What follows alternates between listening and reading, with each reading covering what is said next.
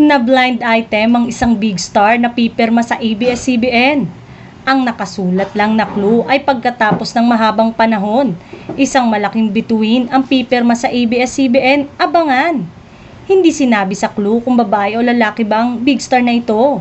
Hindi rin tinukoy kung kapuso talent siya o kapatid, pero may mga hula na ang netizen. Ang hula nila ay kapuso talent ito at matagal na ring nabablind item na aalis na sa GMA Network para lumipat sa ABS-CBN. May nagsabi namang aktor ang lilipat sa ABS-CBN. Kapuso aktor siya, kaya lang parang walang rason para siya'y lumipat dahil may kontrata pa siya sa GMA.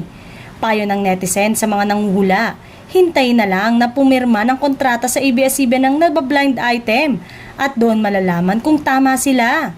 Hindi naman siguro magiging dahilan para muling uminit ang network war between ABS-CBN at GMA Network sa paglipat ng kapuso talent na ito para maging kapamilya. Malakas kasi ngayon ang collaboration power ng dalawang network lalo na at magkukulab ang Star Cinema at GMA Pictures sa second movie ni Catherine Bernardo at Alden Richard na Hello Love Again. Maging ang noontime show na umeere ngayon sa GMA. Kaya naman malaya na makatawid ang mga kapamilya maging ang kapuso sa nasabing show. Kaya abang-abang na lang dahil isa umano ito sa shocking na mangyayari sa mundo ng showbiz dahil marami daw ang hindi mag-aakala.